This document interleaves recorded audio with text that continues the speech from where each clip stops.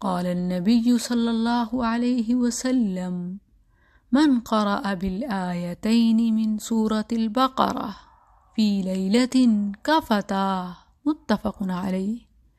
رسول کریم صلی اللہ علیہ وسلم نے فرمایا، جس شخص نے سورہ بقرہ کی آخری 2 آیات رات میں پڑھ لیں وہ اسے کافی ہو جائیں گی۔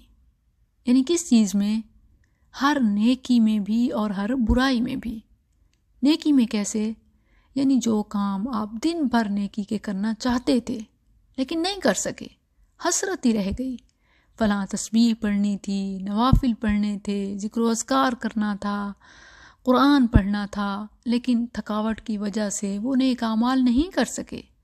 اور اسی طرح رات میں بھی ارادہ کیا کہ جاگوں گی، قیام اللیل، تہجد، تلاوت قرآن یہ سب کروں گی، مگر تھکاوٹ اور سستی کی وجہ سے، نیند غالب ہونے کی وجہ سے نہ جاگ سکے، تو یہ آخری 2 آیات پڑھ لینا دن بھر میں ہر نیکی سے کفایت کر جاتا ہے۔ اور ہر برائی میں بھی، یعنی جو رات بھر میں جن و انس کی طرف سے کوئی بھی شر آپ کو پہنچ سکتا ہے، ان 2 آیات کا پڑھ لینا ہر شر سے کفایت کر جاتا ہے۔